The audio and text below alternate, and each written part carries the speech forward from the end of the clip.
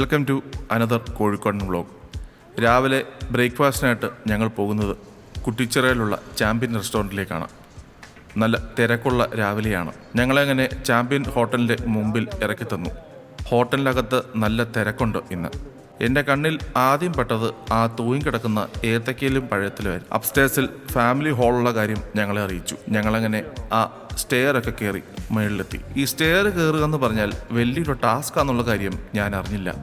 777-ൻ്റെ THS actuator ഊരാൻ വേണ്ടി ഞാനിങ്ങനെ പലതവണ കയറിയിട്ടുണ്ട്. അതുകൊണ്ട് ഭാഗ്യം. ഞങ്ങളങ്ങനെ ഒരു സീറ്റൊക്കെ കണ്ടുപിടിച്ചു. അലോഷി അവൻ്റെ ട്രക്ക് എടുത്ത് എൻ്റെ മേളിൽ വെച്ചു. ഇദ്ദേഹം നല്ലൊരു മനുഷ്യനായിരുന്നു. ഞങ്ങൾ ചോദിച്ചപ്പോൾ തന്നെ ഇവിടുത്തെ നല്ല ഫുഡുകൾ ഏതൊക്കെയാണെന്നുള്ളത് ഞങ്ങൾക്കെല്ലാം പറഞ്ഞു തന്നു. അതൊക്കെ ഓരോന്നായി ഞങ്ങൾ ഓർഡർ ചെയ്തു. ഞങ്ങൾ ഓർഡർ ചെയ്തത് puttu, chicken roast, beef chilli, porotta, പിന്നെ ഉപ്പുമാവ്. ആദ്യം ഞാൻ പൊറോട്ടയിലേക്ക് കുറച്ച് ഗ്രേവി ഒഴിച്ചു. അതൊന്ന് കുതിർന്നു വരുന്നിടം വരെ ഞാൻ വെയിറ്റ് ചെയ്തു. ബീഫ് ചില്ലിയുടെ ഒരു പീസ് എടുത്ത് ഞാൻ വായിലിട്ട് നോക്കി. നല്ല ടേസ്റ്റ് ആയിരുന്നു. അതൊക്കെ പെട്ടെന്ന് തീർന്നുപോയി. രണ്ടാമതും ഞങ്ങളൊരു ബീഫ് ചില്ലിയും ബീഫ് ലിവറും പറഞ്ഞു. അത് കഴിക്കാനായി ഞാനൊരു പഴംപൊരിയും പറഞ്ഞു. ശാലിൻ ചാമ്പ്യൻ റെസ്റ്റോറൻറ്റിൻ്റെയും ഇഡേല ഹോട്ടലിൻ്റെയും ബീഫിനെ കുറിച്ച് വാചാലിയായി. ആ ഗ്യാപ്പിൽ ഞാൻ ആ ബീഫ് ലിവർ മൊത്തം തിന്നു തീർത്തു. വളരെ സൂക്ഷിച്ച് ശാലിൻ സ്റ്റെപ്പൊക്കെ ഇറങ്ങി. ഞങ്ങൾ പിന്നീട് പോയത് ഹൈലൈറ്റ് മാളിലേക്കാണ്. ഞങ്ങളങ്ങനെ കോഴിക്കോട് പാളയം മാർക്കറ്റിൻ്റെ നടുവിലൂടെ ഓട്ടോയിൽ പോയി. നല്ല തിരക്കുള്ള മാർക്കറ്റാണ്. നല്ല സ്പൈസസിൻ്റെ ഒക്കെ മണമുണ്ട് ഈ മാർക്കറ്റിൽ. ഇവിടെ ഏതൊക്കെയോ മലയാള പടങ്ങളൊക്കെ ഷൂട്ട് ചെയ്തിട്ടുണ്ടെന്ന് ഓട്ടോക്കാരൻ ഞങ്ങളോടും. ഇവിടെ ജോലിക്കാരൊക്കെ വന്നു തുടങ്ങുന്നതേ ഉള്ളൂ. സമയം 9:30 ഞങ്ങൾ ഒത്തിരി നേരത്തെ വന്നു എന്ന് എനിക്ക് തോന്നി. അലോഷി അവിടെ ഉണ്ടായിരുന്ന ഒരു കടയിലേക്ക് ഇടിച്ചു കയറി കാഷ്വലായി. ഞാൻ അവനെയും പിടിച്ചു വലിച്ചുകൊണ്ട് കുറച്ച് ദൂരം നടന്നു. ഒരു കട പോലും തുറന്നിട്ടില്ലായിരുന്നു. പിന്നീട് മനസ്സിലാക്കാൻ പറ്റിയത് ഈ കടകളൊക്കെ തുറന്നു വരണമെങ്കിൽ 11 മണിയാവുമെന്ന്. ഞാൻ അവിടെ ഉണ്ടായിരുന്ന ഒരു സ്റ്റാർബക്സിൽ കയറി ഫിൽട്ടർ കോഫി മെനുവിൽ കണ്ടു. ഞാൻ ഇതുവരെയും സ്റ്റാർബക്സിൽ അങ്ങനെ ഒരു സംഭവം കണ്ടിട്ടില്ലായിരുന്നു. നാട്ടിലായോണ്ടായിരിക്കാം മേ ബി ഈ മെനു ഉള്ളത്. ആ ഫിൽട്ടർ കോഫി കുടിച്ച് ഞങ്ങൾ പുറത്തിറങ്ങി. അലോഷി ദൂരേന്ന് തന്നെ അവന്റെ ഒരു ടോയ് കണ്ടു. അവൻ വെച്ച് പിടിച്ചു അതിന്റെ മുമ്പിലേക്ക്. പയ്യനെ കുറ്റം പറയാൻ പറ്റില്ല. അത് കുറച്ച് ഹോട്ട് വീൽസിന്റെ കാറുകളായിരുന്നു. ഞാനാണെങ്കിൽ പോലും അത് മേടിച്ചു പോകും. അലോഷിയെ വേറെ കാര്യങ്ങളൊക്കെ പറഞ്ഞ് ഞങ്ങളോട് നിറഞ്ഞു. പയ്യനെ ഒന്ന് കൂളാക്കാൻ വേണ്ടി ഞങ്ങൾ ഫലൂഡ മേടിച്ചു. 2 ഫലൂഡകൾ 2 കടകളിൽ നിന്നായിട്ടാണ് ഞാൻ മേടിച്ചത്. വിലയോ തുച്ഛം, ഗുണമോ മെച്ചം. അങ്ങനെ ആ ഫലൂഡൊക്കെ കഴിച്ച് ഞങ്ങൾ അവിടെ നിന്നിറങ്ങി. അലോഷിക്ക് ഒരു കഥാപുസ്തകം മേടിക്കണം.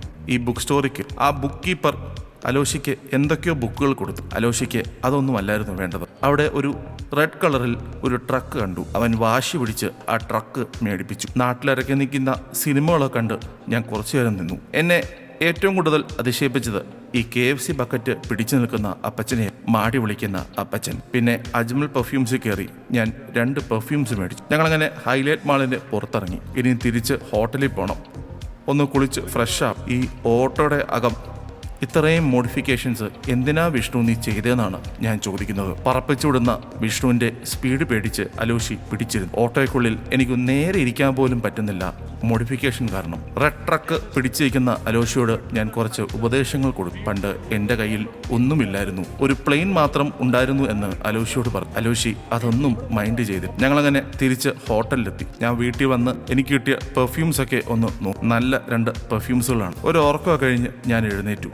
വൈകുന്നേരം ചായയുടെ കൂടെ കടിക്കാനായിട്ട് ഒരു ബജ്ജിയൊക്കെ മേടിച്ചു. ഞാൻ വന്ന ദിവസം തന്നെ കണ്ടതാണ് ഈ കട. അങ്ങനെ ബജ്ജി മേടിച്ച് തിരിച്ച് ഹോട്ടൽ റൂമിലേക്ക്. ലിഫ്റ്റിൽ കണ്ട ഹാപ്പി അവേഴ്സിൻ്റെ പരസ്യം കണ്ട് ഞാൻ കുറച്ചു നേരം നോക്കി നിന്നു. ആ ബജ്ജിയൊക്കെ ഞങ്ങൾ ഈ കാഴ്ച കണ്ട് കഴിച്ചിരുന്നു. നല്ല എരിയുള്ള സോസായിരുന്നു അവരതിൻ്റെ കൂടെ തന്നു. എന്തിനാ മക്കളെ ഇത്രയും എരിയിടുന്നത് എന്ന് മനസ്സിൽ ഞാൻ ചോദിച്ചു. നല്ലൊരു സൺസെറ്റ് നിന്ന് കണ്ടു. ഞങ്ങൾ വൈകുന്നേരം പുറത്തേക്ക് ഇറങ്ങി. ഓട്ടോ ഡ്രൈവർമാരൊക്കെ ഫോർമുല 1 ഡ്രൈവർമാരാണ്. ആ ചേച്ചിയെ പോലും ക്രോസ് ചെയ്യാൻ വേണ്ടി ആ ചേട്ടൻ അനുവദിച്ചില്ല.